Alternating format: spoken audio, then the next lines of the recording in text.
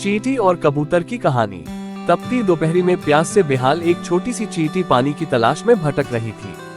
बहुत देर भटकने के बाद उसे एक नदी दिखाई पड़ी और वो खुश होकर नदी की ओर बढ़ने लगी। नदी के किनारे पहुंचकर जब उसने बहता शीतल जल देखा तो उसकी प्यास और बढ़ गई। वो सीधे नदी में नहीं जा सकती थी, इसलिए किनारे पड़े एक पत्थर पर चढ़कर पानी पीने का प्रयास करने लगी। लेकिन इस प्रयास में वो अपना संतुलन खो बैठी और नदी में गिर पड़ी। नदी के पानी में गिरते ही वो तेज धार में बहने लगी। उसे अपनी मृत्यु सामने दिखाई देने लगी। तभी कहीं से एक पत्ता उसके सामने आकर गिरा। किसी तरह वो उस पत्ते पर चढ़ गई। वो पत्ता नदी किनारे स्थित एक पेड़ पर बैठे कबूतर ने फेंका था, जिसने चींटी को पानी में गिरते हुए देख लिया था और उसके प्राण बचाना चाहता था।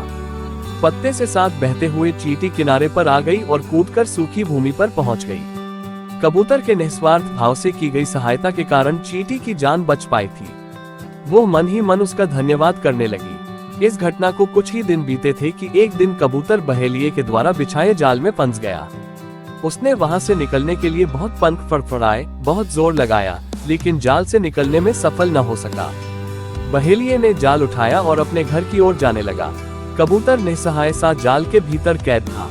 जब चींटी की नजर जाल में फंसे कबूतर पर पड़ी तो उसे वो दिन स्मरण हो आया जब कबूतर ने उसके प्राणों की रक्षा की थी। चींटी तुरंत बहेलिये के पास पहुंची और उसके पैर पर जोर जोर से काटने लगी। बहेलिया दर्द से छटपटाने लगा।